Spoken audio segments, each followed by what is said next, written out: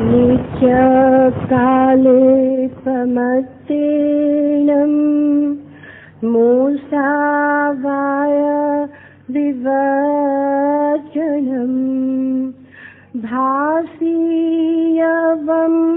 ह्यं सत्यं नित्याहुतेन दुःकरम् तहेव सावज्जनो मोहिनी गिरा ओहारिणी जाय परो वधायणी सेको हलोह भयः समानवो न हासमानो विगिरिं वैजा।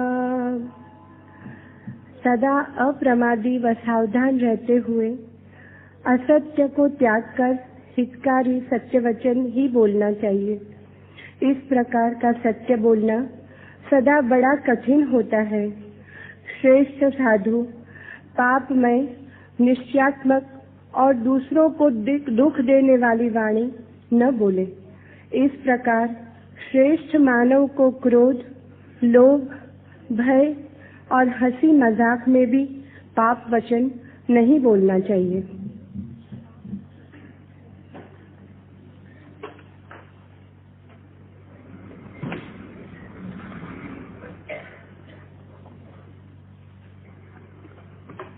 सूत्र के पहले एक दो प्रश्न पूछे गए।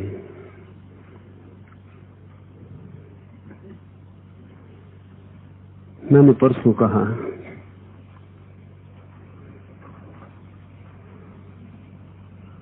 कि हिंदू विचार संन्यास को जीवन की अंतिम अवस्था की बात मानता है।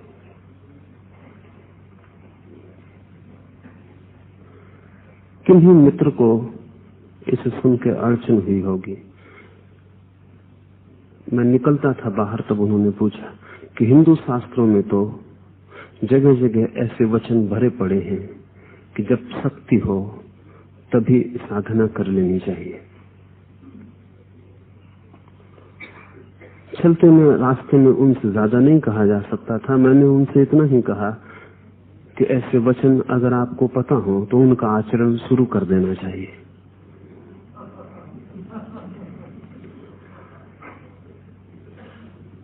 लेकिन हमारा मन बड़ा अनुदार है,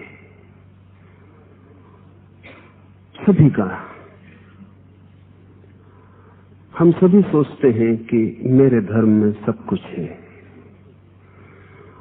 ये अनुदार वृत्ति है, क्योंकि इस पृथ्वी पर कोई भी धर्म पूरा नहीं है, हो भी नहीं सकता। जैसे ही सत्य अभिव्यक्त होता है अधूरा हो जाता है, और जब ये अधूरा सत्य संगठित होता है तो और भी अधूरा हो जाता है, और जब हजारों लाखों साल तक ये संगठन जकड़ बनता चला जाता है तो और भी क्षीण होता चला जाता है। सभी संगठन अधूरे सत्यों के संगठन होते हैं। इसलिए इस जगत के सारे धर्म मिलकर एक पूरे धर्म की संभावना पैदा करते हैं। कोई अकेला धर्म पूरे धर्म की संभावना पैदा नहीं करता, क्योंकि सभी धर्म सत्यों को अलग अलग पहलुओं से देखी गई चेष्टाएं हैं। हिंदू विचार अत्यंत व्यवस्था को स्वीकार करता है। इसलिए हिंदू विचार ने जीवन को 4 हिस्सों में बांट दिया है। ब्रह्मचर्य आश्रम है, गृहस्थ आश्रम है, वानप्रस्थ आश्रम है और फिर संन्यास आश्रम है। ये बड़ी गणित की व्यवस्था है। इसके अपने उपयोग हैं, अपनी कीमत है। लेकिन जीवन कभी भी व्यवस्था में बंधता नहीं। जीवन सब व्यवस्था को तोड़कर बहता है। इस व्यवस्था को हमने 2 नाम दिए हैं, वर्ण आश्रम। हमने समाज को भी 4 हिस्सों में बांट दिया और हमने जीवन को भी 4 हिस्सों में बांट दिया। ये बटाव उपयोगी है। हिंदू मन को ये कभी स्वीकार नहीं रहा कि कोई जवान आदमी सन्यासी हो जाए, कि कोई बच्चा सन्यासी हो जाए। सन्यास आना चाहिए, लेकिन वो जीवन की अंतिम बात है। इसका अपना उपयोग है, इसका अपना अर्थ है, क्योंकि हिंदू ऐसा मानता रहा है कि सन्यास इतनी बड़ी घटना है कि सारे जीवन के अनुभव के बाद ही खिल सकती है। इसका अपना उपयोग है, लेकिन महावीर और बुद्ध ने एक क्रांति खड़ी की इस व्यवस्था में। और वो क्रांति ये थी कि सन्यास का फूल कभी भी खिल सकता है, कोई वृद्धावस्था तक रुकने की जरूरत नहीं है। न केवल इतना, बल्कि महावीर ने कहा कि जब युवा है चित्त और जब शक्ति से भरा है शरीर, तभी जो भोग में बहती है ऊर्जा, वो अगर योग की तरफ बहे तो सन्यास का फूल खिल सकता है। ये एक दूसरे पहलू से देखने की चेष्टा है, इसका भी अपना मूल्य है। इसमें बहुत फर्क है और कारण है फर्कों के, इसे हम थोड़ा समझ लें। हिंदू विचार ब्राह्मण की व्यवस्था है। ब्राह्मण का अर्थ होता है गणित, तर्क, योजना, नियम, व्यवस्था। जैन और बौद्ध विचार क्षत्रियों के मस्तिष्क की उपज है। क्रांति, शक्ति, अराजकता। जैनियों के 24 तीर्थंकर क्षत्रिय हैं, बुद्ध क्षत्रिय हैं। बुद्ध के पिछले सारे जन्मों की जो और भी कथाएं हैं वे भी क्षत्रिय की ही हैं। बुद्ध ने जिन और बुद्धों की बात की है वे भी क्षत्रिय हैं। क्षत्रिय के सोचने का ढंग ऊर्जा पर निर्भर होता है, शक्ति पर। ब्राह्मण के सोचने का ढंग अनुभव पर, गणित पर, विचार पर, मनन पर निर्भर होता है। इसलिए ब्राह्मण एक व्यवस्था देता है, क्षत्रिय अराजक होगा। शक्ति सदा अराजक होती है, इसलिए जवान अराजक होते हैं, बूढ़े अराजक नहीं होते। जवान क्रांतिकारी होते हैं, बूढ़े क्रांतिकारी नहीं होते। अनुभव उनकी सारी क्रांति की नौकों को झाड़ देता है। जवान गैर अनुभवी होता है, गैर अनुभवी होता है, शक्ति से भरा होता है, उसके सोचने के ढंग अलग होते हैं। फिर ऐतिहासिक कहते हैं और ठीक कहते हैं कि भारत की ये जो वर्ण व्यवस्था थी जिसमें ब्राह्मण सबसे ऊपर था, उसके बाद क्षत्रिय था, वैश्य था, शूद्र था। निश्चित ही जब भी बगावत होती है किसी विचार, किसी तंत्र के प्रति, तो जो निकटतम होता है, नंबर 2 पर होता है, वही बगावत करता है। नंबर 3 और 4 के लोग बगावत नहीं कर सकते। इतना फासला होता है कि बगावत का कारण भी नहीं होता। इसलिए ब्राह्मणों के खिलाफ जो पहली बगावत हो सकती थी वो क्षत्रियों से ही हो सकती थी। वे बिल्कुल निकट थे, दूसरी सीढ़ी पर खड़े थे। उनको आशा बनती थी कि वो धक्का देकर पहली सीढ़ी पर हो सकते हैं। शूद्र बगावत नहीं कर सकता था, वो बहुत दूर था, बहुत सीढ़ियां पार करनी थी। वैश्य बगावत नहीं कर सकता था। एक बड़े मजे की बात है, मनुष्य के ऐतिहासिक उत्क्रम में ब्राह्मणों के प्रति पहली बगावत क्षत्रियों से आई। ब्राह्मणों को सत्ता से उतार दिया क्षत्रियों ने, लेकिन आपको पता है कि क्षत्रियों को फिर वैश्यों ने सत्ता से उतार दिया, और अब वैश्यों को शूद्र सत्ता से उतार रहे। हमेशा निकटतम होती है क्रांति, जो नीचे से वो आसान्वित हो जाता है कि अब मैं निकट हूं सत्ता के, अब धक्का दिया जा सकता है। बहुत दूर इतना फासला होता है कि आशा और आश्वासन भी नहीं बंधता है।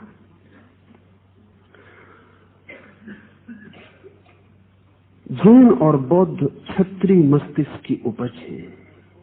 क्षत्रिय जवानी पर भरोसा करता है, शक्ति पर। शक्ति ही सब कुछ है।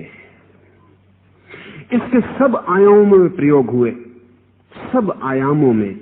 महावीर ने इसका ही प्रयोग साधना में किया, और महावीर ने कहा कि जब ऊर्जा अपने शिखर पर है तभी उसका रूपांतरण कर लेना उचित है, क्योंकि रूपांतरण करने के लिए भी शक्ति की जरूरत है। और जब शक्ति क्षीण हो जाएगी तो कई दफा धोखा भी पैदा होता है। जैसे बूढ़ा आदमी सोच सकता है कि मैं ब्रह्मचर्य को उपलब्ध हो गया, असमर्थता ब्रह्मचर्य नहीं है। अगर ब्रह्मचर्य को उपलब्ध कोई होता है तो युवा होकर ही हो सकता है, क्योंकि तभी कसौटी है, तभी परीक्षा है। वृद्ध होकर ब्रह्मचारी होना मजबूरी हो जाती है, साधन खो जाते हैं। जब साधन खो जाते हैं तो साधना का कोई अर्थ नहीं रह जाता। जब साधन होते हैं उत्तेजना होती है, टेम्पटेशन होता है। जब ऊर्जा दौड़ती हुई होती है किसी प्रवाह में, तब उसके रुख को बदल लेना साधना है। इसलिए महावीर का सारा बल युवा शक्ति पर है। दूसरी बात, महावीर और बुद्ध दोनों की क्रांति वर्ण और आश्रम के खिलाफ है। न तो वे समाज में वर्ण को मानते हैं कि कोई आदमी बटा हुआ है खंड खंड में, न वो व्यक्ति के जीवन में बटाव मानते हैं कि व्यक्ति बटा हुआ है खंड खंड में। वे कहते हैं जीवन एक तरलता है, और किसी को वृद्धावस्था में अगर सन्यास का फूल खिला है तो इसे समाज का नियम बनाने की कोई भी जरूरत नहीं। किसी को जवानी में भी खिल सकता है, किसी को बचपन में भी खिल सकता है। इसे नियम बनाने की कोई भी जरूरत नहीं, क्योंकि प्रत्येक व्यक्ति बेजोड़ है। इसे थोड़ा समझ लें। हिंदू चिंतन मान के चलता है कि सभी व्यक्ति जैसे एक जैसे हैं, इसलिए बांटा जा सकता है। जैन और बौद्ध चिंतन मानता है कि व्यक्ति बेजोड़ है, बांटे नहीं जा सकते। हर आदमी बस अपने जैसा ही है, इसलिए कोई नियम लागू नहीं हो सकता। उस आदमी को अपना नियम खुद ही खोजना पड़ेगा, और इसलिए कोई व्यवस्था ऊपर से नहीं बिठाई जा सकती। न तो हम समाज को बांट सकते हैं कि कौन शूद्र है और कौन ब्राह्मण है, क्योंकि महावीर जगह जगह कहते हैं कि मैं उसे ब्राह्मण कहता हूं जो ब्रह्म को पाले, उसको ब्राह्मण नहीं कहता जो ब्राह्मण घर में पैदा हो जाए। मैं उसे शूद्र कहता हूं जो शरीर की सेवा में ही लगा रहे, उसे शूद्र नहीं कहता जो शूद्र के घर पैदा हो जाए। जो शरीर की ही सेवा में और श्रृंगार में लगा रहता है 24 घंटे, वो शूद्र है। बड़े मजे की बात है। इसका अर्थ हुआ कि एक अर्थ में हम सभी शूद्र की भांति पैदा होते, सभी।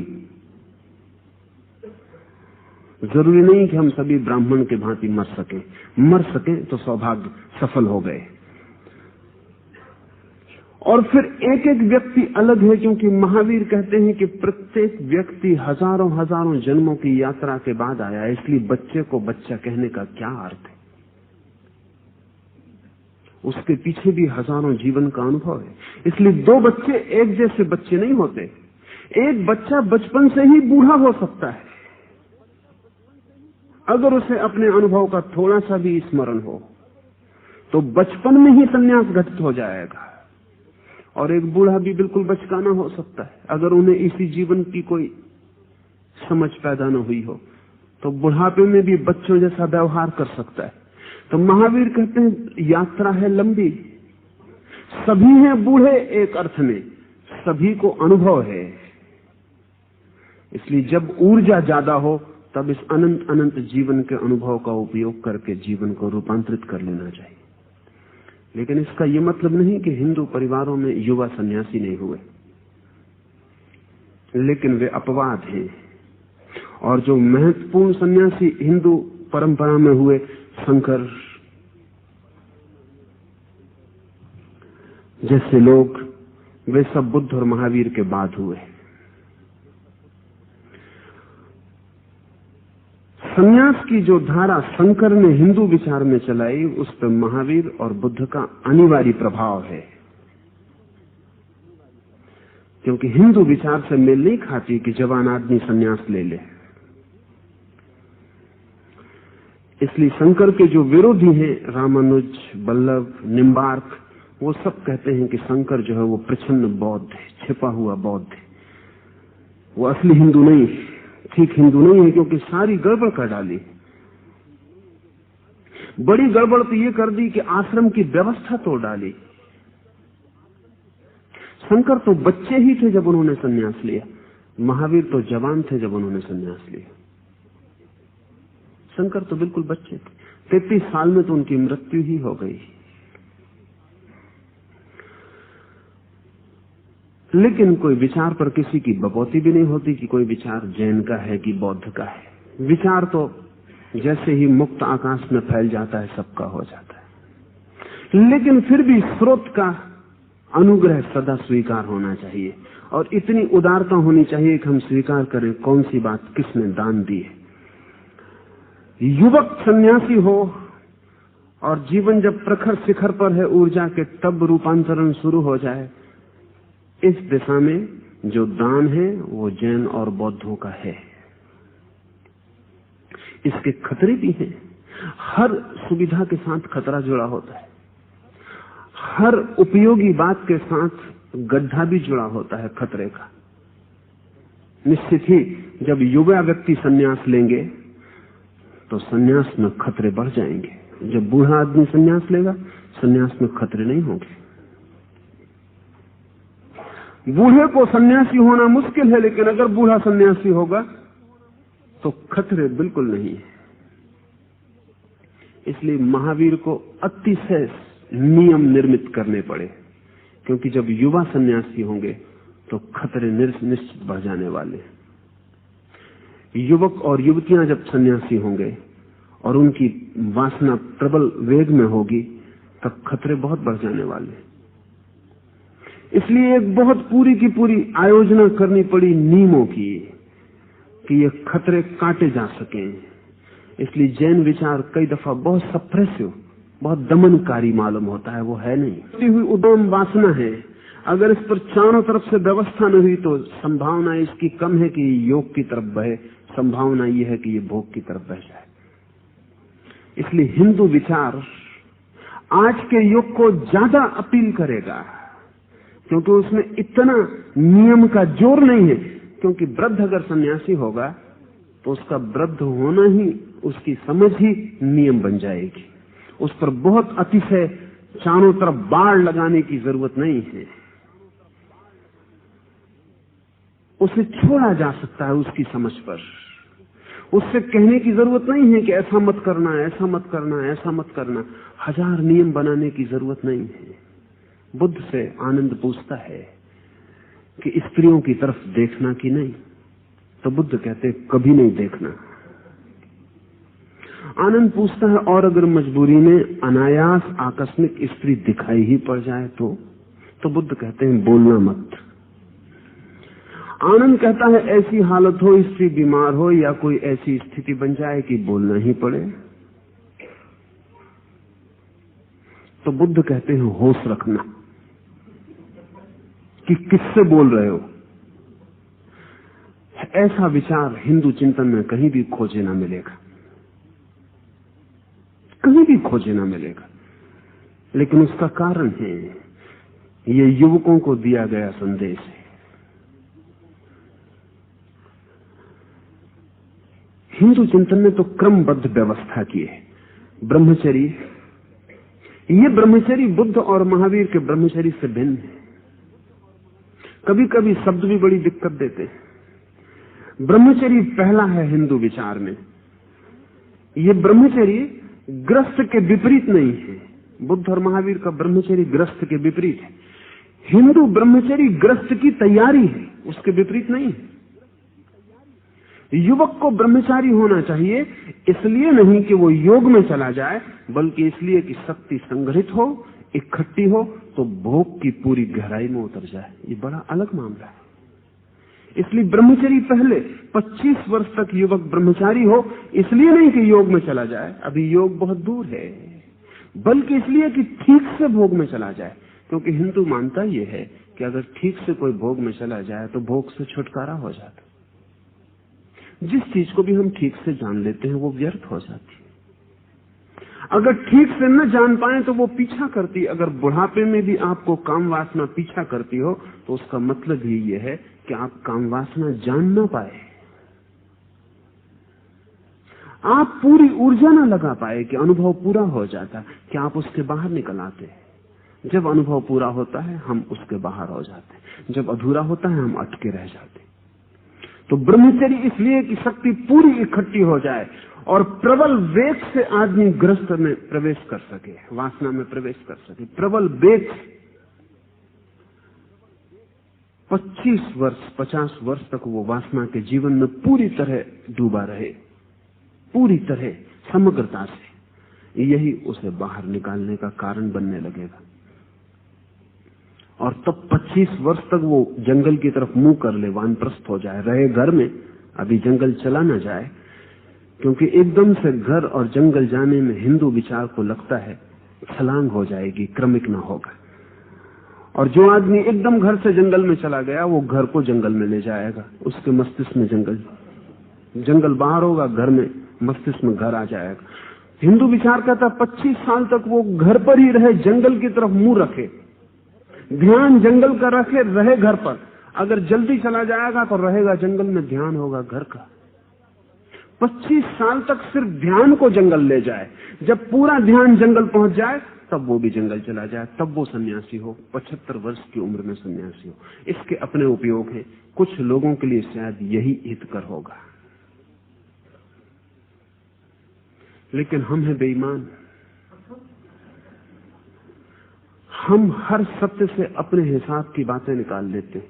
हम सोचेंगे ठीक, ये हमारे लिए बिल्कुल उपयोगी जसता है, इसलिए नहीं कि ये आपके लिए उपयोगी है, बल्कि सिर्फ इसलिए कि इसमें पोस्टपोन, स्थगन करने की सुविधा है। न बचेंगे 75 साल के बाद और न ये झंझट होगी, और घर में ही रहेंगे। रहा वानप्रस्थ, वन की तरफ मुंह रखने की बात, तो वो भीतरी बात है, किसी को उसका पता चलेगा नहीं। अपने को धोखा हम किसी भी चीज से दे सकते हैं। फिर महावीर की सारी जो साधना प्रक्रिया है वो हिंदू साधना प्रक्रिया से अलग है, और इसलिए महावीर की साधना प्रक्रिया का ही उपयोग करना पड़ेगा अगर जवान सन्यासी हो तो, क्योंकि तब ऊर्जा के प्रबल वेग को रूपांतरित करने की क्रियाओं का उपयोग करना पड़ेगा। बूढ़ा सौम्यता से सन्यास में प्रवेश करता है, जवान तूफान आंधी की तरह सन्यास में प्रवेश करता है। इन सब की प्रक्रियाएं अलग हैं। एक बात लेकिन तय है कि महावीर और बुद्ध ने युवा जीवन ऊर्जा को सन्यास में बदलने की जो कीमिया है, उसके पहले सूत्र निर्मित किए। वो हिंदू विचार की देन नहीं है। और अगर हिंदू सन्यासी पीछे युवक सन्यास भी लिए और युवा सन्यास के आंदोलन भी चलाए शंकराचार्य ने, तो उन पर अनिवार्य रूप से महावीर और बुद्ध की छाप है। कितना अनुदार नहीं होना चाहिए कि सभी कुछ हमसे ही निकले। परमात्मा सब तरफ है, और परमात्मा 1000 आवाजों में बोला है, और सब आवाजें परिपूरक हैं।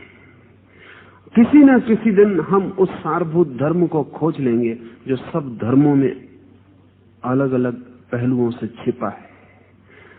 उस दिन ऐसा कहने की जरूरत न होगी कि हिंदू धर्म, जैन धर्म, बौद्ध धर्म, ऐसा ही कहने की बात रह जाएगी। धर्म की तरफ जाने वाला जैन रास्ता, धर्म की तरफ जाने वाला बौद्ध रास्ता, धर्म की तरफ जाने वाला हिंदू रास्ता, वे सब रास्ते हैं और धर्म की तरफ जाते हैं। इसलिए हम अपने मुल्क में उनको संप्रदाय कहते थे, धर्म नहीं, कहना भी नहीं चाहिए। धर्म तो एक ही हो सकता है, संप्रदाय अनेक हो सकते हैं। संप्रदाय का अर्थ है मार्ग, धर्म का अर्थ है मंजिल। एक और मित्र ने पूछा है कि अधर्म का आचरण मनुष्य इसलिए करता है कि मैं सामान्य नहीं हूं, विशेष हूं, उसके अहंकार को पुष्टि मिलती है। क्रोध से दूर रहने का, अस्तित्व जैसा है वैसा स्वीकार करने का, साधना करने का मैं भी यथाशक्ति प्रयत्न करता हूं। इन कार्यों में आनंद भी मिलता है। हो सकता है उसमें अहंकार की पुष्टि भी होती हो।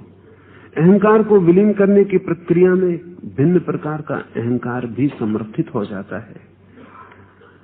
सामान्य मनुष्य अहंकार के सिवा और है क्या ये संभव है कि अहंकार का ही किसी इष्ट दिशा में संशोधन होते होते आखिर में कुछ प्राप्त करने योग्य तत्व बच रह जाए? ये 2 साधना पद्धतियां हैं।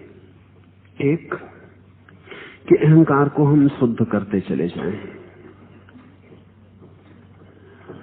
क्योंकि जब अहंकार शुद्धतम हो जाता है तो बचता नहीं, शुद्ध होते होते होते होते ही विलीन हो जाता है। इसके सारे मार्ग अलग हैं कि हम अहंकार को कैसे शुद्ध करते चले जाएं। खतरे भी बड़े हैं, क्योंकि अहंकार शुद्ध हो रहा है या परिपुष्ट हो रहा है, इसकी परख रखनी बड़ी कठिन है। दूसरा रास्ता है हम अहंकार को छोड़ते चले जाएं, शुद्ध करने की कोशिश ही ना करें, सिर्फ छोड़ने की कोशिश करें, जहां जहां दिखाई पड़े वहां वहां त्याग करते जाएं। इसके भी खतरे हैं।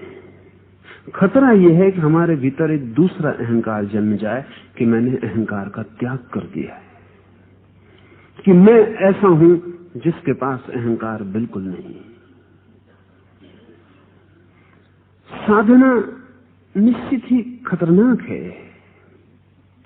जब भी आदमी किसी दिशा में बढ़ता है तो भटकने के डर भी निश्चित हो जाते हैं, और कोई रास्ता ऐसा बंधा हुआ रास्ता नहीं है कि सुनिश्चित हो कि आप जाएं और मंजिल पे पहुंच ही जाएं, क्योंकि इस अज्ञात के लोक में आपके चलने से ही रास्ता निर्मित होता है। रास्ता पहले से निर्मित हो तब तो आसानी हो जाए। ये कोई रेल की पटरियों जैसा मामला हो कि डब्बों के भटकने का उपाय ही नहीं है, पटरी पर दौड़ते चले जाएं, तब तो ठीक है। ये रेल के पटरियों जैसा मामला नहीं है। यहाँ रास्ता लोह पथ निर्मित नहीं है कि आप एक दफे पटरी पर चढ़ गए तो फिर उतरने का उपाय नहीं है, चलते ही चले जाएंगे और मंजिल पर पहुंचेंगे ही। नियति इतनी स्पष्ट नहीं है, और अच्छा है कि नहीं है, इसलिए जीवन में इतना रस और रहस्य और आनंद है। अगर रेल की पटरियों की तरह आप परमात्मा पे पहुंच जाते हो तो परमात्मा भी एक व्यर्थता हो जाएगी। खोजना पड़ता है। सत्य की खोज, परमात्मा की खोज मूलतः पथ की खोज है, और पथ भी अगर निर्मित हो बहुत से तो भी आसान हो जाए कि हम आ को चुने, बा को चुने, सा को चुने, एक दफा तय कर लें और फिर चल पड़े। पथ की खोज पथ का निर्माण भी है। आदमी चलता है और चल के ही रास्ता बनाता है, इसलिए खतरे हैं, इसलिए भटकने के सदा उपाय है। पर अगर सचेतना हो तो सभी विधियों से जाया जा सकता है।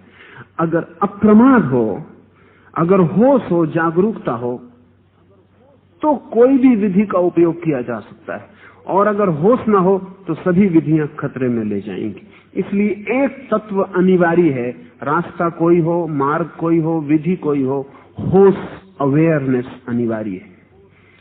अगर आप अहंकार को शुद्ध करने में लगे हैं तो अहंकार को शुद्ध करने का क्या अर्थ होता है? पापी का अहंकार होता है कि मुझसे बड़ा डाकू कोई भी नहीं, ये भी एक अहंकार है। साधु का अहंकार होता है कि मुझसे बड़ा साधु कोई भी नहीं। पापी का अहंकार कहें कि काला अहंकार है, साधु का अहंकार कहें कि शुभ्र अहंकार है। लेकिन अगर साधु को होश ना हो, डाकू को तो होगा ही नहीं होश, नहीं तो डाकू होना मुश्किल है। साधु को अगर होश ना हो और ये बात मन को ऐसा ही रस देने लगे कि मुझसे बड़ा साधु कोई नहीं, जैसा कि डाकू को देती है कि मुझसे बड़ा डाकू कोई नहीं, तो ये भी काला अहंकार हो गया, ये भी अशुद्ध हो गया।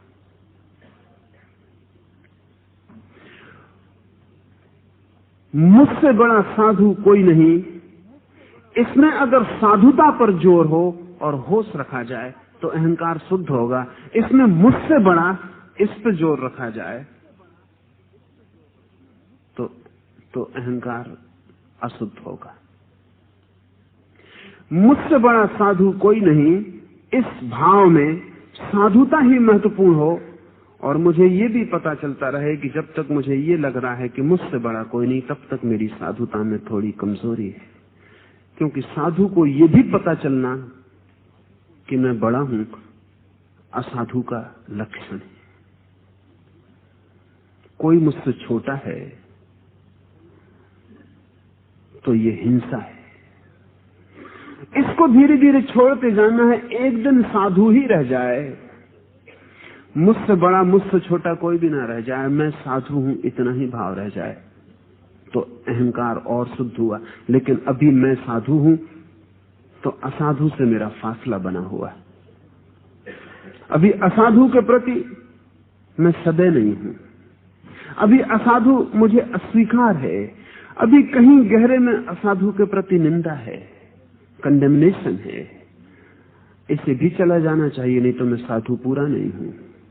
तो जिस दिन मुझे ये भी पता ना चले कि मैं साधु हूं कि असाधु हूं, इतना ही रह जाए कि मैं हूं, साधु असाधु का फासला गिर जाए तो अहंकार और भी शुद्ध हुआ। लेकिन मैं हूं, इसमें भी अभी दो बातें रह गई, मैं और होना। ये मैं भी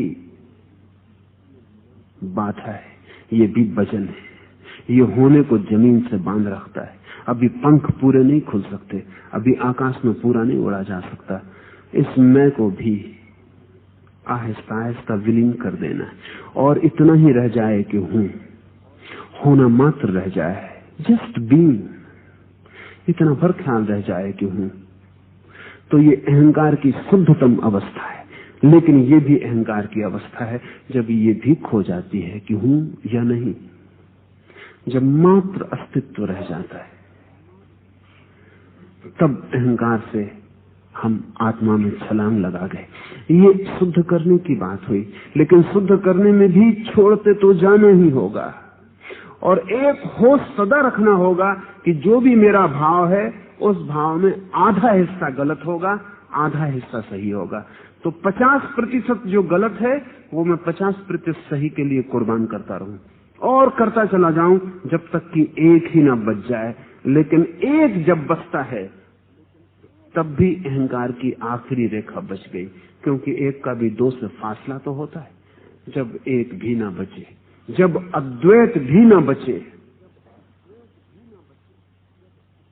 जब अद्वैत भी खो जाए, जब हम ऐसे हो जाएं जैसे फूल हैं, जैसे पत्थर हैं, जैसे आकाश है लेकिन इसका भी कोई पता नहीं कि है, जब इतनी सरलता हो जाए भीतर कि दूसरे का सारा बोध खो जाए, तब छलांग आत्मा में लगी। ये तो शुद्ध करने का उपाय है। लेकिन खतरे हैं, क्योंकि जोर अगर हमने गलत पर दिया तो शुद्ध होने की बजाय अशुद्ध होता चला जाएगा। और जब अशुद्धि शुद्धता के रूप में आती है तो बड़ी प्रीतिकर होती है। जंजीरें अगर आभूषण बन के आए तो बड़ी प्रीतिकर होती है, और कारागृह भी अगर स्वर्ण का बना हो, हीरे मोतियों से सजा हो, तो मंदिर मालूम हो सकता है। दूसरा उपाय है कि हम प्रतिपल जहां भी मैं का भाव उठे, जहां भी, उसे उसी क्षण छोड़ दें। मेरा मकान, तो हम सिर्फ मकान पर ध्यान रखें और मेरा को उसी क्षण छोड़ दें, क्योंकि कोई मकान मेरा नहीं है, हो भी नहीं सकता। मैं नहीं था तब भी मकान था, मैं नहीं रहूंगा तब भी मकान होगा। मैं केवल एक यात्री हूं एक विश्रामालय में, थोड़ी क्षण को और विदा हो जाने को। ये मेरा मैं जहां भी जुड़े तत्काल उसे वहीं तोड़ देना है। मेरी पत्नी, मेरा पुत्र, मेरा धन, मेरा नाम, मेरा वंश, जहां भी ये मेरा जुड़े उसे तत्काल तोड़ देना, उसे जुड़ने ही नहीं देना। शुद्ध करने की कोशिश ही नहीं करनी, उसे जुड़ने नहीं देना है, उसे छोड़ते ही चले जाना है। मेरा धर्म, मेरा मंदिर, मेरा शास्त्र, जहां भी मेरा जुड़े उसे तोड़ते जाना है। फिर मेरा शरीर, मेरा मन, मेरी आत्मा, जहां भी मेरा जुड़े उसे तोड़ते चले जाना है। अगर ये मेरा टूट जाए सब जगह से और एक दिन आपको लगे मेरा कुछ भी नहीं, मैं भी मेरा नहीं, उस दिन छलांग हो जाएगी। लेकिन रास्ता अपना अपना चुन लेना पड़ता है। क्या आपको प्रीतिकर लगेगा? प्रतिपल तोड़ते जाना प्रीतिकर लगेगा या प्रतिपल शुद्ध करते जाना प्रीतिकर लगेगा? श्रेष्ठतर मेरा बनाना उचित लगेगा कि मेरे को जड़ से ही तोड़ देना उचित लगेगा? इसकी जांच भी अत्यंत कठिन है। इसीलिए साधना में गुरु का इतना मूल्य हो गया। इसकी जांच अति कठिन है कि आपके लिए क्या ठीक होगा। अक्सर तो ये होता है कि जो आपके लिए गलत होगा वो आपको ठीक लगेगा, ये कठिनाई है। जो गलत होगा आपके लिए वो आपको तत्काल ठीक लगेगा, क्योंकि आप गलत हैं। गलत आपको आकर्षित करेगा तत्काल। जो आपको आकर्षित करे जरूरी मत समझ लेना कि आपके लिए ठीक है। होश पूर्वक प्रयोग करना पड़े। होश पूर्वक जो आप कहते हैं कि ये मेरे लिए ठीक है, 100 में 99 मौके तो ये हैं कि वो आपके लिए गलत होगा, क्योंकि आप गलत हैं और आपके आकर्षण अभी गलत होंगे। इसलिए गुरु की जरूरत पड़ी ताकि शिष्य अपनी आत्महत्या न कर ले। शिष्य आत्महत्याएं करते, और कई बार तो बहुत मजा होता है। शिष्य गुरु को भी जाके बताते कि मेरे लिए क्या उचित है, आप ऐसा करवाइए, ये मेरे लिए उचित है। वो खुद ही अनुचित है। वो जो भी चुनेंगे वो अनुचित होगा, उचित नहीं हो सकता। और जो उचित है वो उन्हें विपरीत मालूम पड़ेगा कि ये तो विपरीत है, ये मुझसे ना हो सकेगा। इसलिए गुरु की जरूरत पड़ी कि वो सोच सके, निदान कर सके, खोज सके कि क्या ठीक होगा, निष्पक्ष दूर खड़े होकर पहचान सके कि क्या ठीक होगा। आप खुद ही उलझे हुए हैं, आप पहचान ना सकेंगे। आप खुद ही बीमार हैं, अपनी बीमारी का निदान करना जरा मुश्किल हो जाता है, क्योंकि मन बीमारी की वजह से बेचैन होता है। मन जल्दी ठीक होने के लिए अधैर्य से भरा होता है। मन किसी भी तरह बीमारी इसी वक्त समाप्त हो जाए, इसमें ज्यादा उत्सुक होता है बीमारी क्या है, इसकी शांति से परीक्षा की जाए, इसमें उत्सुक नहीं होता। इसलिए बीमार अपना निदान नहीं कर पाता है। लेकिन बिना गुरु के भी चला जा सकता है। तब एक ही रास्ता है, ट्रायल एंड एरर। एक ही रास्ता है कि भूल करें और सुधार करें, प्रयोग करें, जो आपको ठीक लगे उस पर प्रयोग करें। 1 वर्ष तय कर लें कि इस पर प्रयोग करता ही रहूंगा, फिर इसके परिणाम देखें, वे दुखद हैं, अप्रीतिकर हैं, अहंकार को घना करते हैं, दूसरा प्रयोग करें, छोड़ दें। एक उपाय है भूल चूक अनुभव, दूसरा उपाय है जो भूल चूक से गुजरा हो, अनुभव तक पहुंचा हो, उससे पूछ लें। दोनों की सुविधाएं हैं, दोनों के खतरे हैं। अब सूत्र,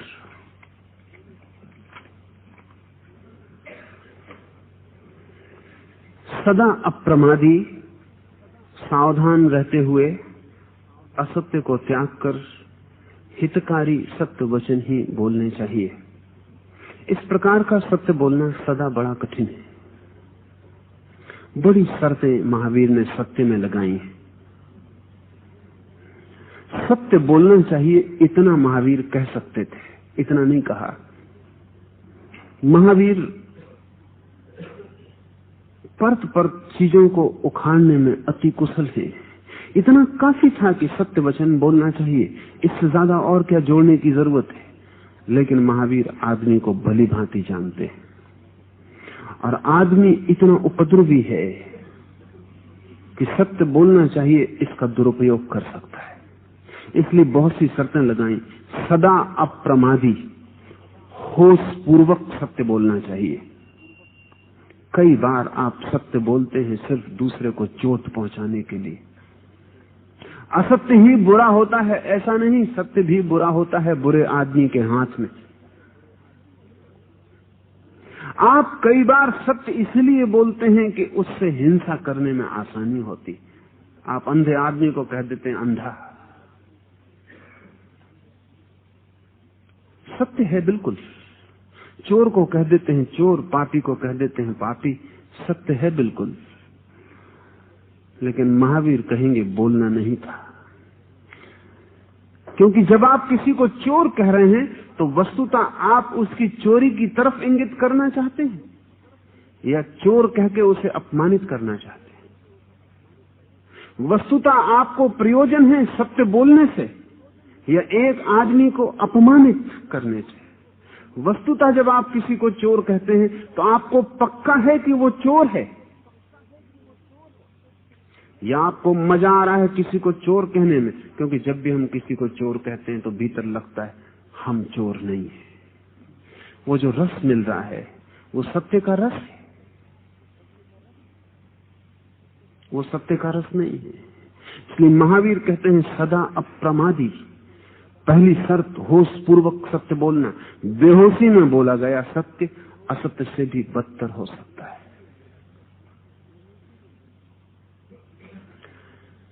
सावधान रहते हुए, एक एक बात को देखते हुए, सोचते हुए, सावधानी पूर्वक। ऐसे मत बोल देना तत्काल। बोलने के पहले क्षण भर चेतना को सजग कर लेना, रुक जाना, ठहर जाना, सब पहलुओं से देख लेना, ऊपर उठकर, अपने से, परिस्थिति से। सावधान का अर्थ है क्या होगा परिणाम, क्या है हेतु। जब आप बोल रहे हैं सत्य, क्या है हेतु, क्यों बोल रहे हैं, क्या परिणाम की इच्छा है, बोल के क्या चाहते हैं कि हो जाए। सत्य बोल के आप किसी को फंसा भी दे सकते हैं। सत्य बोलकर आपके भीतर क्या हेतु है, क्या मोटिव। क्योंकि महावीर का सारा जोर इस बात पर है कि पाप और पुण्य कृत्य में नहीं होते, हेतु में होते, मोटिव में होते, एक्ट में नहीं होते। एक मां अपने बेटे को चांटा मार रही है, इस चांटा मारने में, और एक दुश्मन को चांटा मार रहा है। फिजियोलॉजिकली शरीर के अर्थ में कोई भेद नहीं। और अगर एक वैज्ञानिक मशीन पर दोनों के चांटे को तौला जाए तो मशीन बता नहीं सकेगी, चांटे का वजन बता देगी, कितने जोर से पड़ा, कितनी चोट पड़ी, कितनी शक्ति थी चांटे में, कितनी विद्युत थी, सब बता देगी। लेकिन ये नहीं बता पाएगी कि हेतु क्या था। लेकिन मां के द्वारा मारा गया चांटा, दुश्मन के द्वारा मारा गया चांटा, दोनों एक से कृत्य हैं लेकिन एक से हेतु नहीं। जरूरी नहीं है कि मां का चांटा भी हर बार मां का ही चांटा हो, कभी कभी मां का चांटा भी दुश्मन का चांटा होता है। इसलिए मां भी 2 बार चांटा मारे तो जरूरी नहीं है कि हेतु एक ही हो। इसलिए माताएं ऐसा न समझें कि हवे से सतत चांटा मार रही हैं तो हेतु मां का होता है। 100 में 99 मौके पर दुश्मन का होता है। मां भी इसलिए चांटा नहीं मारती कि लड़का शैतानी कर रहा है, मां भी इसलिए चांटा मारती है कि लड़का मेरी नहीं मान रहा है। शैतानी बड़ा सवाल नहीं है, सवाल मेरी आज्ञा है, सवाल मेरा अधिकार है, सवाल मेरा अहंकार है। तो मां का चांटा भी सदा मां का नहीं होता। महावीर मानते हैं कि मोटिव क्या है, भीतर क्या है, किस कारण, इसको फर्क समझ लें। एक बच्चा शैतानी कर रहा है और मां ने चांटा मारा, आप कहेंगे कारण साफ है कि बच्चा शैतानी कर रहा था,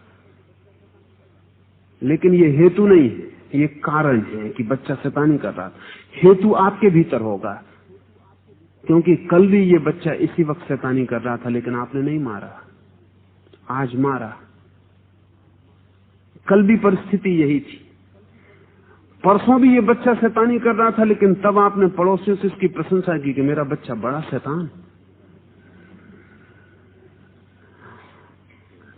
कल मारा नहीं, देख लिया, आज मारा। क्या बात है। हेतु बदल रहे हैं, कारण तो तीनों में एक है। आपके भीतर हेतु बदल रहे हैं। जब आपने पड़ोसी से कहा मेरा बच्चा बड़ा शैतान है, तब आपके अहंकार को तृप्ति मिल रही थी। इस बच्चे की शैतानी आपको रसपूर्ण मालूम पड़ी।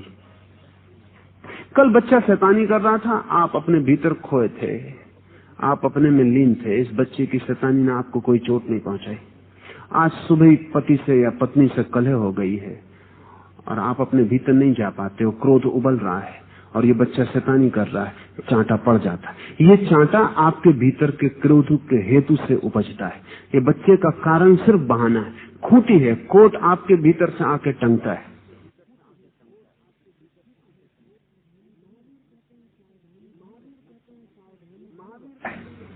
महावीर कहते हैं सावधानी पूर्वक, उसका अर्थ है हेतु को देखते हुए कि मैं क्यों सच बोल रहा हूं।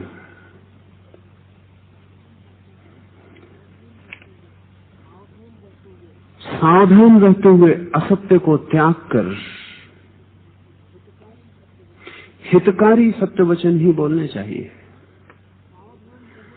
सावधान रहें और जो भी असत्य मालूम पड़े उसे त्याग दें। कोई भी मूल्य हो, महावीर मूल्य नहीं मानते। साधक के लिए एक ही मूल्य है, उसकी आत्मा का निर्माण, सृजन। कोई भी कीमत हो, अप्रमाद से सावधानी पूर्वक हेतु की परीक्षा करके जो भी असत्य है उसे तत्काल छोड़ दें। ये निगेटिव बात हुई, नकारात्मक, असत्य को छोड़ दें। और इसके बाद वो कहते हैं हितकारी सत्य वचन ही बोले। अभी सत्य वचन में फिर एक शर्त है, वो ये कि वो दूसरे के हित में हो। आपके भीतर कोई हेतु ना हो बुरा, ये भी काफी नहीं है, क्योंकि मेरे भीतर कोई हेतु बुरा ना हो फिर भी आपका अहित हो जाए।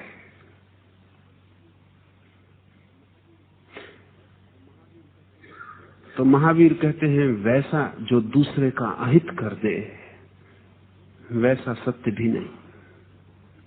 बड़ी शर्तें हो गई। असत्य का त्याग सीधी बात न रही। असत्य के त्याग में असावधानी का त्याग हो गया, प्रमाद का त्याग हो गया और दूसरे के अहित का भी त्याग हो गया। और तब जो सत्य बचेगा वही बोले। आप मौन हो जाएंगे, बोलने को शायद कुछ बचेगा नहीं। महावीर 12 वर्ष तक मौन रहे इस साधना में, न बोलेंगे वो। आप कहेंगे हद हो गई, अगर सत्य भी बोलना हो तो भी बोलने को बहुत बातें हैं। आप गलती में। अगर महावीर जैसी निकस कसौटी आपके पास हो तो मौन हो जाना पड़ेगा, क्योंकि असत्य बहुत प्रकार के हैं। पहले तो असत्य ऐसे हैं जिनको आप सत्य माने हुए बैठे हैं, जो सत्य है नहीं। और अगर आपके समाज ने भी उनको माना है तो आपको पता ही नहीं चलता कि ये असत्य है। आप कहते हैं ईश्वर है, आपको पता है। महावीर नहीं बोलेंगे, वो कहेंगे ये मेरे लिए असत्य है, मुझे पता नहीं। लेकिन जिस समाज में आप पैदा हुए हैं, अगर ये असत्य कि ईश्वर है, असत्य इसलिए नहीं कि ईश्वर नहीं है, असत्य इसलिए कि बिना जाने इसे मानना असत्य है। जिस समाज में आप पैदा हुए वो मानता है कि ईश्वर है, तो आप भी मानते हैं कि ईश्वर है। आपने फिर कभी लौट के सोचा ही नहीं कि है भी। जब मैं मंदिर के सामने हाथ जोड़ रहा हूं तो यह हाथ जोड़ना तब तक असत्य है जब तक मुझे ईश्वर का कोई पता ना हो। महावीर मंदिर के सामने हाथ ना जोड़ेंगे, क्योंकि महावीर कहते हैं सामूहिक असत्य है, कलेक्टिव अनट्रूथ्स। जो पूरा समूह बोलता तो आपको पता ही नहीं चलता, बल्कि पता ही तब चलता जब समूह में कोई बगावती पैदा हो जाता। वो कहता कहां है ईश्वर, तब आपको क्रोध आता है। अगर आपके पास सत्य है तो उसे दिखा देना चाहिए, क्रोध का कोई कारण नहीं। लेकिन जब कोई पूछता है कहां है ईश्वर, तो आप दिखाने को उत्सुक नहीं होते, उसके मारने को उत्सुक हो जाते। ये आपकी वृत्ति बताती है, क्योंकि क्रोध सदा असत्य से पैदा होता है, सत्य से पैदा नहीं होता। अगर ईश्वर है तो दिखा दो, इस गरीब ने कुछ गलत नहीं पूछा है, एक जिज्ञासा की है। लेकिन नास्तिक को हम सदा मारने को उत्सुक होते हैं। इसका मतलब है कि आस्तिकता झूठी है, होकस पोकस है, उसमें कोई जान नहीं है, ऊपरी ढांचा है। जरा ही कोई उंगली डाल देता है तो भीतर खलबली मच जाती। आप मानते हैं कि आपके भीतर आत्मा है, आपको पता है कभी मुलाकात हुई? छोड़ो ईश्वर बड़े दूर है, भीतर आत्मा बिल्कुल पास है। वो कहते हैं हृदय से भी करीब। मोहम्मद कहते हैं कि गले की फड़कती नस से भी करीब। इसका आपको पता है? ये भी किताब में पढ़ा है, बड़ा मजेदार है। रामकृष्ण के पास एक दिन एक आदमी आया। रामकृष्ण ने कहा कि सुना कि पड़ोस में तुम्हारा मकान गिर गया। उसने कहा मैंने सुबह का अखबार अभी देखा नहीं, जरा जाता हूं देखता हूं।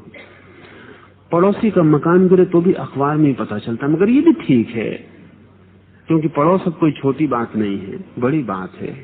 और पड़ोस पुराने गांव से भी बड़ी बात है। नहीं पता चला होगा, लेकिन आपको आपकी आत्मा का पता भी अखबार में पढ़ने से चलता है कि नहीं है। अखबार में एक लेख निकल जाए कि आत्मा नहीं, तो आपको भी शक आ जाता है। किताब में पढ़ने की आत्मा है, आपको भरोसा आ जाता है। लोग पूछते फिरते हैं आत्मा है, बड़े मजे की बात है। और सब चीजें पूछी जा सकती हैं दूसरे से, ये भी दूसरे से पूछने की बात। आप ये पूछ रहे हैं मैं हूं, कोई मुझे बता दे कि मैं हूं। महावीर कहते हैं ये भी असत्य है। मत कहो कि मैं हूं जब तक तुम्हें पता न चल जाए। मत कहो कि भीतर आत्मा है जब तक तुम्हें पता न चल जाए। कौन जाने, सिर्फ हड्डी मांस का जोड़ हो और ये बोलना और चालना सिर्फ एक बाई प्रोडक्ट हो। जैसे कि चार्वाक ने कहा है कि पान में हम 5 चीजें मिला लेते हैं, फिर ओंठों पर लाली आ जाती है। वो लाली बाई प्रोडक्ट है, क्योंकि उन 5 चीजों को अलग अलग मुंह में ले जाएं तो लाली नहीं आती। 5 को मिला दें तो 5 के मिलने से लाली पैदा हो जाती है, लेकिन लाली कोई अलग चीज नहीं, 5 का दान है।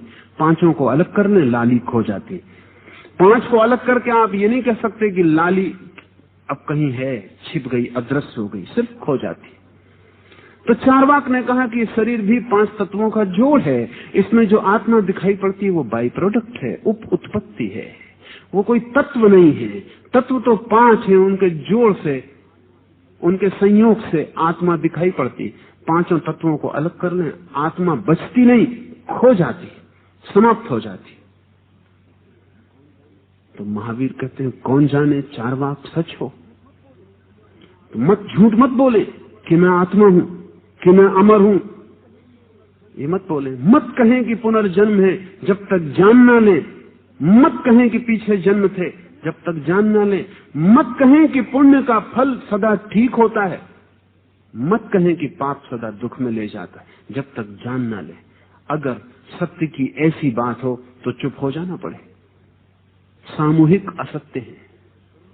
फिर रोजमर्रा के काम चलाऊ असत्य है, जिनको हम कभी सोचते नहीं कि असत्य है। रास्ते पर एक आदमी मिला, पूछते हैं कैसे हैं, कहते हैं बड़े मजे में। कभी नहीं सोचते कि क्या कहा, बड़े मजे में। एक दफा फिर से सोचें, बड़े मजे में। कहीं कोई भीतर समर्थन न मिलेगा। लेकिन जब कोई पूछता है रास्ते पर कैसे हैं, तो कहते हैं बड़े मजे में।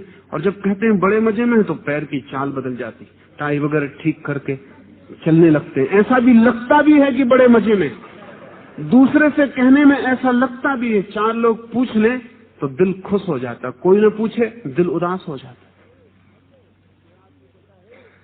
जब कोई आदमी कहता है हे हल्लो, भीतर गुदगुदी हो जाती।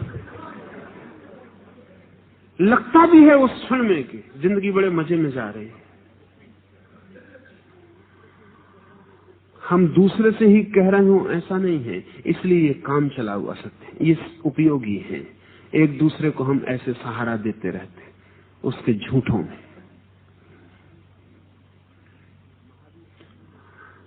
महावीर कहते हैं काम चलाऊ असत्य भी नहीं।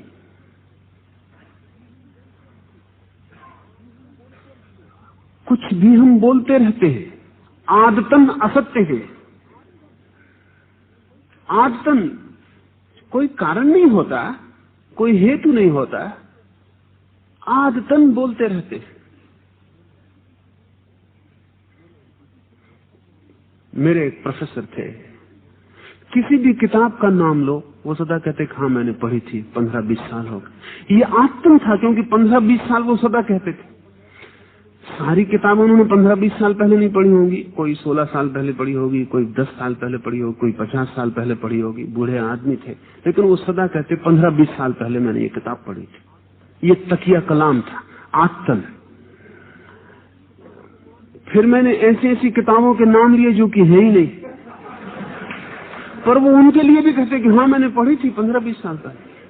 तब मुझे पता चला कि वो झूठ नहीं बोलते हैं, आत्तन झूठ बोलते हैं। ऐसा उनकी आंख से भी पता नहीं चलता था कि वो झूठ बोल रहे हैं। झूठ बोलने का कोई कारण भी नहीं था। कोई उन किताबों को पढ़ा हो न पढ़ा हो, इससे उनकी प्रतिष्ठा में भी फर्क नहीं पड़ता था। वो काफी प्रतिष्ठित थे।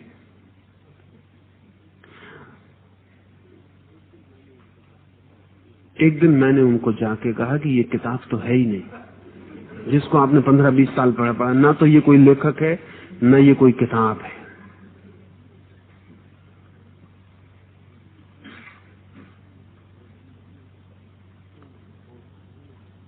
तो उन्हें होश आया। उन्होंने कहा कि वो मेरी आदत हो गई है। और ये आदत क्यों हो गई है? इसकी आदत के पीछे भी कहीं गहरा कोई हेतु है। ऐसी कोई किताब हो कैसे सकती है जो प्रोफेसर ने ना पढ़ी हो? वो हेतु है बहुत गहरा, दब गया वर्षों पीछे, लेकिन अब आत्तन है। आप बहुत सी बातें आत्तन बोल रहे हैं जो असत्य है। महावीर 12 साल तक चुप हो गए।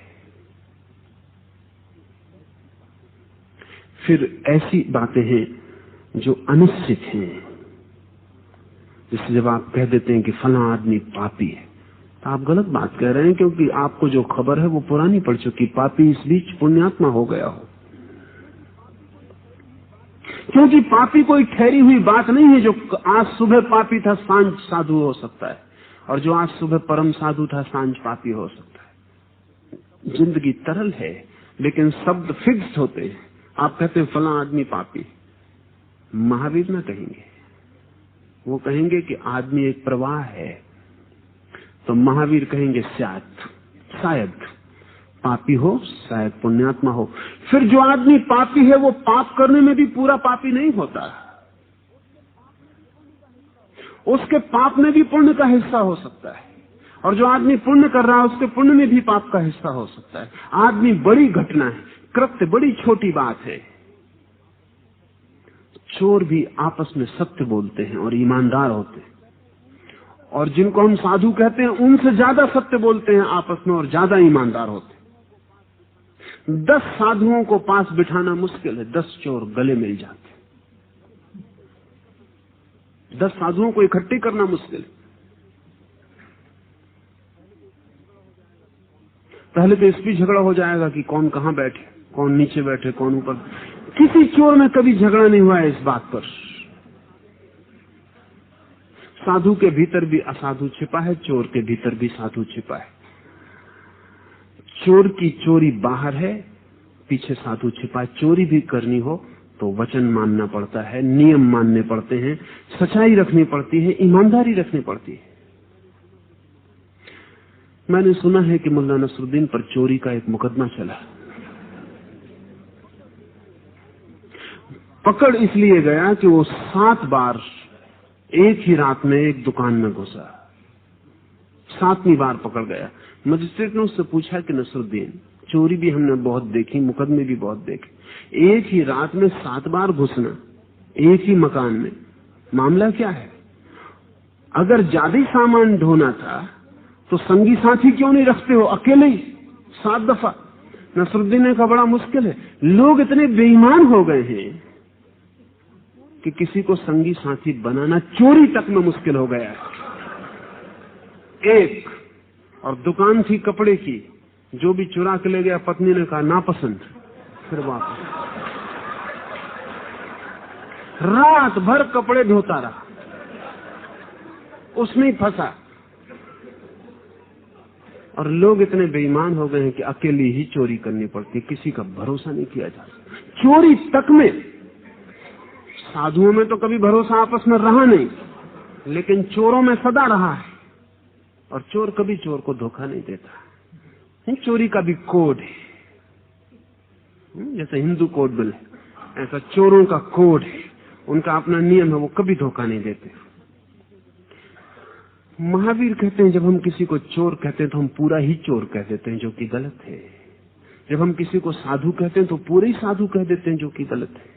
जीवन मिश्रण है, सभी चीजें मिली जुली हैं। मत कहो, बड़ा मुश्किल है। फिर क्या बोलिएगा, क्या बोलिएगा? एक आदमी कहता है सुबह सूरज निकला है, बड़ा सुंदर है। ये सत्य है? मुश्किल है कहना, क्योंकि सत्य निजी सत्य है, और एक का निजी सत्य दूसरे का निजी सत्य ना हो। जिसका बच्चा आज सुबह मर गया है, सूरज आज उसे सुंदर नहीं मालूम पड़ेगा। तो सूरज सुंदर है, ये निजी सत्य है, ये एब्सोल्यूट सत्य नहीं है। जिसका बच्चा मर गया वो रो रहा है और आज वो चाहता है कि सूरज उगे ही ना, अब कभी सूरज ना उगे, अब दिन कभी हो ही ना, अब अंधेरा ही छा जाए, सब रात ही हो जाए। अब ये सूरज उसे दुश्मन की तरह मालूम होगा जब सूरज उगेगा। ये सुंदर नहीं हो सकता। सूरज कब सुंदर होता है? जब आपके भीतर सूरज को सुंदर बनाने की कोई घटना घटती। सूरज असुंदर हो जाता जब आपके भीतर सूरज को अंधेरा करने की कोई घटना घट जाती। आप अपने को ही फैलाकर जगत में देखते रहते हैं, तो जो आप देखते हैं वो निजी सत्य है, प्राइवेट ट्रुथ, और सत्य कभी निजी नहीं होता। असत्य निजी होते हैं, सत्य तो सार्वजनीन होता है, यूनिवर्सल होता है, सार्वभौम होता है। इसलिए महावीर कहेंगे शायद सूरज सुंदर है, कभी ना कहेंगे कि सूरज सुंदर है, कहेंगे शायद, परहैप्स। क्यों? महावीर एक वचन में भी ऐसा ना कहेंगे कभी कि ऐसा है, वो ऐसा कहेंगे हो सकता है, वो ये भी कहेंगे इससे विपरीत भी हो सकता है। ये सूरज हजारों लाखों लोगों के लिए निकला है। कोई दुखी होगा, सूरज असुंदर होगा, कोई सुखी होगा, सूरज सुंदर होगा, कोई चिंतित होगा, सूरज दिखाई ही नहीं पड़ेगा, कोई कविता से भरा होगा, सूरज पूरा जीवन और आत्मा बन जाएगी। कुछ कहा नहीं जा सकता, ये निजी सत्य है। महावीर 12 वर्ष तक चुप रह गए क्योंकि सत्य बोलना बहुत कठिन है। इसलिए महावीर कहते हैं इस प्रकार का सत्य बोलना सदा बड़ा कठिन है। ऐसा सत्य जो बोलना चाहता हो उसे लंबे मौन से गुजरना पड़ेगा, गहरे परीक्षण से गुजरना पड़ेगा, और तब महावीर ने बोला।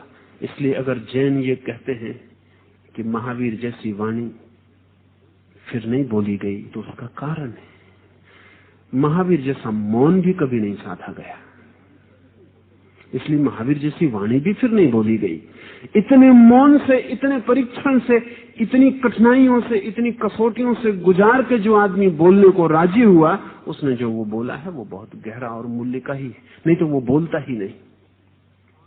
श्रेष्ठ साधु पाप में निश्चयात्मक और दूसरों को दुख देने वाली वाणी न बोले।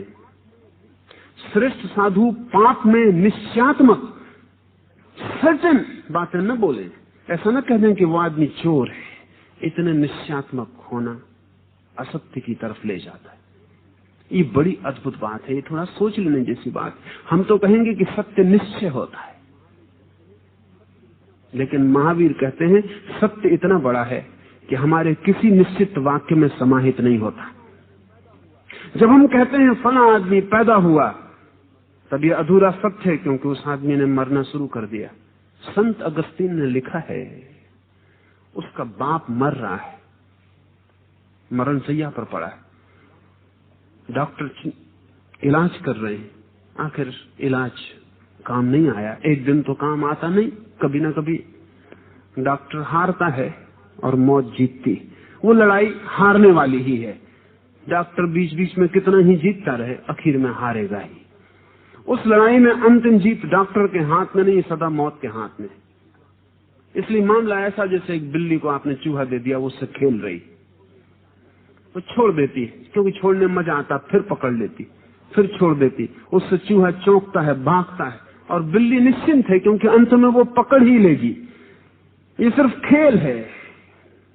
तो मौत आदमी के साथ ऐसी खेलती, कभी छोड़ देती, जरा बीमारी, ज्यादा बीमारी छोड़ दी, डॉक्टर बड़ा प्रसन्न, मरीज भी बड़ा प्रसन्न, और मौत सबसे ज्यादा प्रसन्न, क्योंकि ये खेल चलता है, क्योंकि जीत निश्चित है। इस खेल में कोई अड़चन नहीं है। कभी चूहा बिल्ली से चूक भी जाए, मौत से आदमी नहीं चूकता। डॉक्टर इकट्ठे हुए, सारे गांव के डॉक्टर इकट्ठे हो गए और उन्होंने कहा, now we are helpless, now nothing can be done, now this man can not recover. अब कुछ हो सकता नहीं, अब यह आदमी मरेगा ही। Now this man can not recover. Einstein ने अपने संस्मरणों में लिखा है कि उस दिन मुझे पता चला कि जो बात डॉक्टर मरते वक्त कहते हैं, ये तो जब बच्चा पैदा होता तभी कहना चाहिए, now this child can not recover. ये बच्चा जो पैदा हो गया अब नहीं बच सकता, उसी दिन कह देना चाहिए कि now this child can not recover. पैदा होने के बाद मौत से बच सकते, फिजूल इतने दिन रुकते हैं कहने के लिए कि now this can not recover, उसी दिन कह देना चाहिए। महावीर कहते हैं निश्चयात्मक मत होना, अगर सत्य होना है तो। सत्य होने का मतलब ही यह है कि जीवन है अनंत पहलुओं वाला, और जब भी हम बोलते हैं एक पहलू जाहिर होता है, एक पहलू अनंत पहलुओं में से। अगर हम उस पहलू को इतने निश्चय से बोलते हैं कि ऐसा मालूम होने लगे यही पूर्ण सत्य है, तो असत्य हो गया। इसलिए महावीर ने सप्तभंगी निर्मित की, बोलने का 7 अंगों वाला ढंग। तो महावीर से आप एक सवाल पूछिए, वो 7 जवाब देते थे, क्योंकि वो कहते कि और 7 जवाब सुनते सुनते आपकी बुद्धि चकरा जाए और फिर आपको एक भी जवाब समझ में ना आए, क्योंकि आप पूछ रहे हैं कि ये आदमी जिंदा है कि मर गया। अब ये साफ कहना चाहिए कि हाँ मर गया कि हाँ जिंदा है, इसमें 7 का क्या सवाल। लेकिन महावीर कहते शायद मर गया, शायद जिंदा है, शायद दोनों है, शायद दोनों नहीं है। ऐसा वो 7 भंगियों में उत्तर देते, आपको कुछ समझ में ना पड़ता। लेकिन महावीर सत्य बोलने की अथक चेष्टा किए, ऐसी चेष्टा किसी आदमी ने पृथ्वी पर कभी नहीं की। लेकिन सत्य बोलने की चेष्टा अति जटिल मामला है। जब कहते हैं आप एक आदमी मर गया, जरूरी नहीं है मर गया हो, क्योंकि अभी इसके छाती पर मसाज की जा सकती है, अभी इसे ऑक्सीजन दी जा सकती है, अभी खून दौड़ाया जा सकता है, और हो सकता है ये जिंदा हो जाए। तो आपका कहना कि ये मर गया गलत था। रूस में पिछले महायुद्ध में कोई 20 लोगों पर प्रयोग किए गए, उसमें से 6 जिंदा हो गए, वो अभी भी जिंदा है। डॉक्टर ने लिख दिया था वो मर गए। मृत्यु भी कई हिस्सों में घटित होती है शरीर में। मृत्यु कोई एक इकहरी घटना नहीं। जब आप मरते हैं तो पहले आपके जो बहुत जरूरी हिस्से हैं वो टूटते हैं, ऊपरी हिस्से टूट जाते हैं, जो आपको परिधि पर संभाले हुए, जो आपको शरीर से जोड़े हुए वो हिस्से टूटते। लेकिन अभी आप मर नहीं गए, अभी आप जिलाए जा सकते। अभी अगर हृदय दूसरा लगाया जा सके तो आप फिर जी उठेंगे, धड़कन फिर शुरू हो जाएगी। लेकिन ये हो जाना चाहिए 6 सेकंड के भीतर। अगर 6 सेकंड पार हो गए तो जो लोग भी हृदय के टूट जाने से मरते हैं, हार्ट फेल्योर से मरते हैं, वो 6 सेकंड के भीतर उनमें से बहुत से लोग पुनर्जीवित हो सकते हैं और इस सदी के बाद पुनर्जीवित हो जाएंगे। लेकिन 6 सेकंड के भीतर उनका हृदय बदल दिया जाना चाहिए। इसका तो इतने जल्दी उपाय हो नहीं सकता। इसका एक ही उपाय वैज्ञानिक सोचते हैं जो जल्दी कारगर हो जाएगा कि एक एक्स्ट्रा स्पेयर हृदय पहले से ही लगा रखना चाहिए और ये ऑटोमेटिक चेंज होना चाहिए। जैसे ही पहला हृदय बंद हो दूसरा धड़कना शुरू हो जाए तो ही 6 सेकंड के भीतर ये हो पाएगा, आदमी जिंदा रहेगा। लेकिन अगर 6 सेकंड से ज्यादा हो गया तो मस्तिष्क के गहरे तंतु टूट जाते हैं, उनको स्थापित करना मुश्किल है। और एक दफा वो टूट जाएं तो फिर हृदय भी नहीं धड़क सकता, क्योंकि वो भी मस्तिष्क की आज्ञा से ही धड़कता है, आपको पता हो आज्ञा का या ना पता हो। इसलिए अगर आदमी कोई पूरे मन से भाव कर ले मरने का तो इसी वक्त मर सकता है, या कोई जीवन की बिल्कुल आशा छोड़ दे इसी वक्त, तो मस्तिष्क अगर आशा छोड़ दे पूरी तो हृदय धड़कना बंद कर देगा, क्योंकि आज्ञा मिलनी बंद हो जाएगी। इसलिए आशावान लोग ज्यादा जी लेते हैं, निराशा लोग जल्दी मर जाते हैं। ध्यान रखना, दुनिया में सहज मृत्युएं बहुत कम होती हैं। स्वाभाविक मृत्यु बड़ी मुश्किल घटना है। अधिक लोग आत्महत्या से मरते हैं, अधिक लोग। लेकिन जब कोई छुरा मारता है तो हमें दिखाई पड़ता है, और जब कोई निराशा मारता है भीतर तो हमें दिखाई नहीं पड़ता, जब कोई जहर पी लेता तो हमें दिखाई पड़ता है कि उसने आत्मघात कर लिया बेचारा, और आप भी आत्मघात से ही मरेंगे। 100 में 99 मौके पर आदमी आत्मघात से मरता है। पशु मरते हैं स्वाभाविक मृत्यु, आदमी नहीं मरता। मर नहीं सकता आदमी, क्योंकि उसका जीवन पर वो पूरे वक्त प्रभाव डाल रहा है। आशा निराशा, जीना नहीं जीना, वो भीतर से प्रभावित कर रहा है।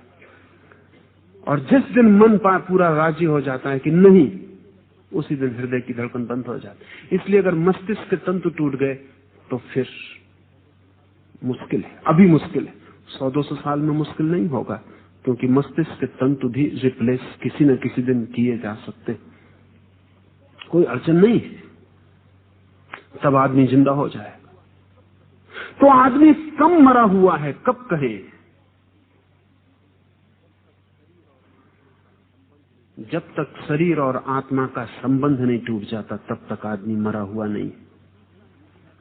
और ये संबंध कब टूटता है अभी तक तय नहीं हो सका। कहीं टूटता है, लेकिन कब टूटता है अभी तक तय नहीं हो सका। किसी गहरे क्षण में जाकर टूट जाता, फिर कुछ भी नहीं किया जा सकता। फिर मस्तिष्क बदल डालो, फिर हृदय बदल डालो, फिर सारा खून बदल डालो, फिर पूरा शरीर बदल डालो, तो भी वो लाश ही होगी। एक दफा शरीर और आत्मा का संबंध टूट जाए तो क्या शरीर और आत्मा का संबंध टूट जाए तब हमें कहना चाहिए कि आदमी मर गया? लेकिन तब भी ये बात अधूरी है, क्योंकि मरा कोई भी नहीं। शरीर सदा से मरा हुआ था, वो मरा हुआ है, और आत्मा सदा से अमर थी, वो अब भी अमर है। मरा कोई भी नहीं। तो कब हम कहें कि आदमी मर गया? ये मैंने एक उदाहरण के लिए लिया। महावीर कहेंगे स्यात्, निश्चयात्मक कुछ मत बोलना, एब्सोल्यूटिस्टिक कुछ मत बोलना। इसलिए महावीर शंकर को पसंद ना पड़े, बुद्ध को भी पसंद ना पड़े, हिंदुस्तान में बहुत कम विचारकों को पसंद पड़े, क्योंकि विचारक का मजा यह होता है कि कुछ निश्चित बात पता चल जाए, नहीं तो मजा ही खो जाता है। शंकर कहते हैं ब्रह्म है, महावीर कहेंगे स्यात्। शंकर कहेंगे माया है, महावीर कहेंगे स्यात्। चार्वाक कहता है आत्मा नहीं है, महावीर कहते हैं स्यात्। ईश्वर नहीं है, महावीर उससे भी कहेंगे स्यात्। वो कहते ये हैं कि हम जो भी बोल सकते हैं, जो भी कहा जा सकता है, वो सदा ही अंश होगा, और उस अंश को पूर्ण मान लेना असत्य है। इसलिए महावीर कहते हैं सभी दृष्टियां असत्य होती, सभी दृष्टियां, सभी देखने के ढंग अधूरे होते हैं, इसलिए असत्य होते हैं। और पूर्ण देखने का कोई ढंग नहीं है, क्योंकि सभी ढंग अधूरे होंगे। मैं आपको कहीं से भी देखूं वो अधूरा होगा, कैसे भी देखूं वो अधूरा होगा।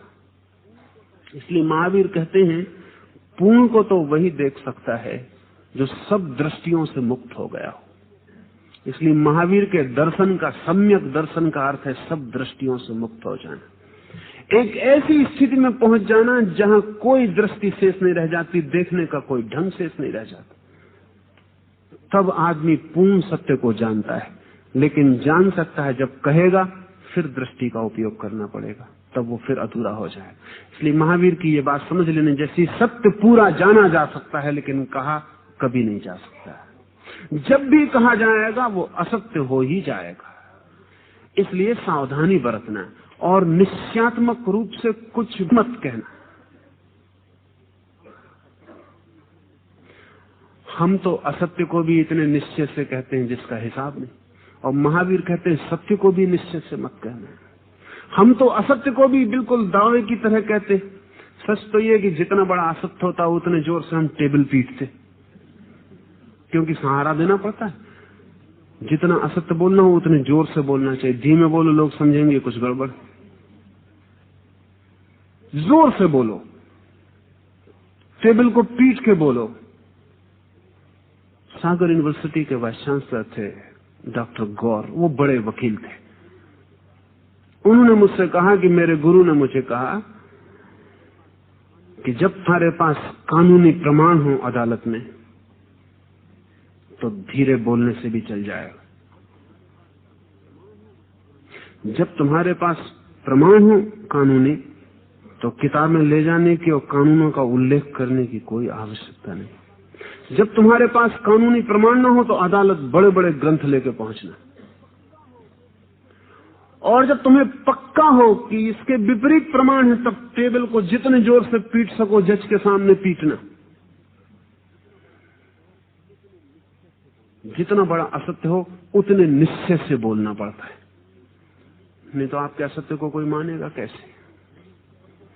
इसलिए असत्य बोलने के लिए भोली शकल हो, आवाज तेज हो तो आप कुशल हो सकते, नहीं तो मुश्किल में पड़ेंगे। साधु होने के लिए भोली शकल उतनी आवश्यक नहीं, इसलिए अक्सर भोली शकल के साधु खोजना मुश्किल है, लेकिन भोली शकल के अपराधी निरंतर मिल जाएंगे, क्योंकि अपराध के लिए भोली शकल अनिवार्य जरूरत है। झूठ बोलने के लिए और तरह के प्रमाण चाहिए, हवा चाहिए। महावीर कहते हैं सत्य को भी निश्चय से मत बोलना, इसलिए महावीर का बहुत प्रभाव नहीं पड़ा। हैरानी की बात है, महावीर जैसी ज्वलंत प्रतिभा के व्यक्ति का प्रभाव न्यून पड़ा, ना के बराबर पड़ा। जीसस को मानने वाली आधी दुनिया है,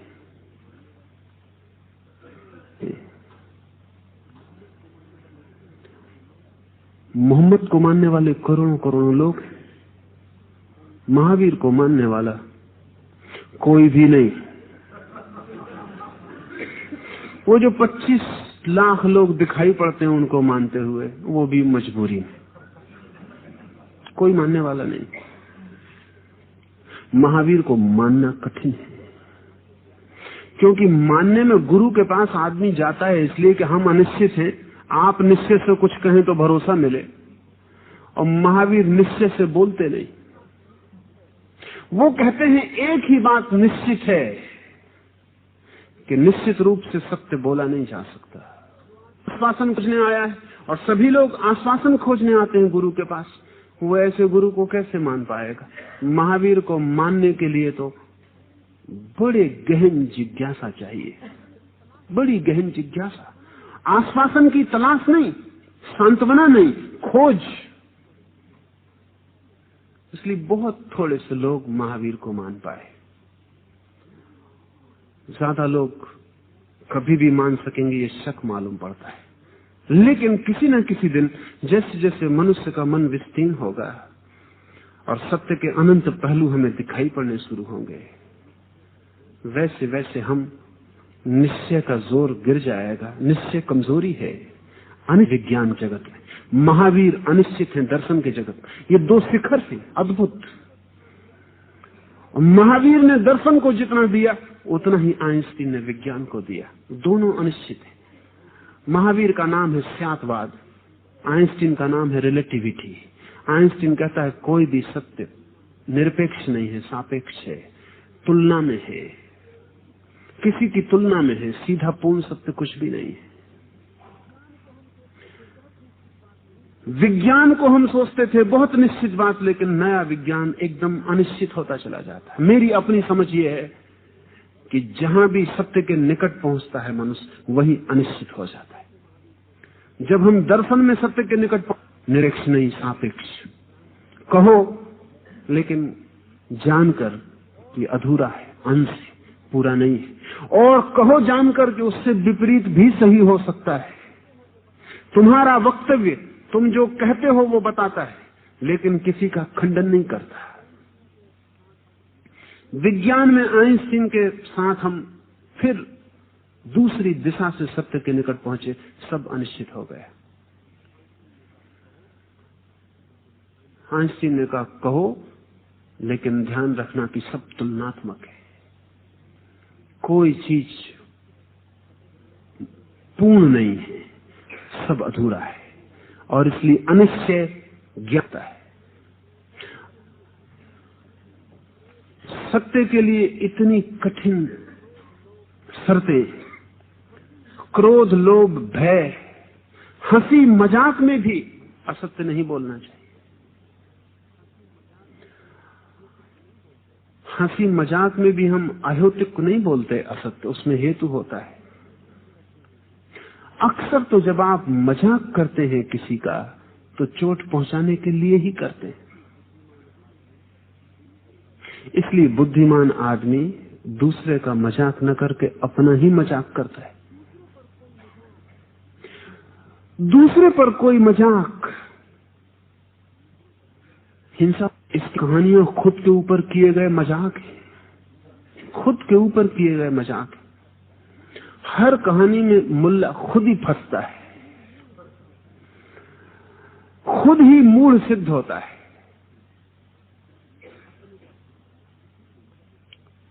अपने पर हंस रहा है। नसरुद्दीन ने कहा है कि जो दूसरों पर हंसता है वो ना समझ, और जो अपने पर हंस सकता है वो समझदार है। हम मजाक भी करते हैं तो उसमें चोट है, आघात है किसी के लिए। फ्रायड ने मजाक पर बड़ी खोज की। वो महावीर से राजी होता अगर उसको पता चलता कि महावीर ने कहा है कि मजाक में भी असत्य मत बोलना। ख्याल किया आपने कि अगर आप जितनी जोक्स आपने सुनी हो उनमें 99% सेक्स से संबंधित क्यों होती, और जिस मजाक में काम वासना ना आ जाए उसमें कुछ मजाक जैसा भी मालूम नहीं पड़ता। क्यों? क्योंकि सेक्स के संबंध में हम सीधा नहीं बोल सकते, इसलिए मजाक से बोलते। वो झूठ है हमारा छिपाया हुआ, जो हम सीधा नहीं बोल सकते उसे हम गोल गोल घुमा घुमा के बोलते। कभी आपने ख्याल किया कि मजाक में आप किसको अपमानित करते हैं? समझ लें कि एक रास्ते पर एक राजनीतिक नेता एक केले के छिलके, क्योंकि राजनीतिक नेता को आप नीचे गिरा के देखने की बड़ी दिन से इच्छा रखे बैठे। एक मजदूर गिर पड़े तो दया भी आएगी कि बेचारा, एक राजनीतिक गिर पड़े तो दिल खुश हो जाए। केला छिलका वही है, गिरने की घटना वही है, लेकिन राजनीतिक नेता गिरता है तो इतना मजा क्यों आता है? बहुत दिन से चाहा था कि गिरे। जो हम न कर पाए वो केले के छिलके ने कर दिखाए, इसलिए दिल खुश हो जाता है। हमारी मजाक में भी हमारे हेतु हैं। हम जब हंसते हैं तब भी हमारे हेतु हैं। हम न तो अकारण हंस सकते हैं और न अकारण रो सकते हैं। 5 मिनट कीर्तन करें।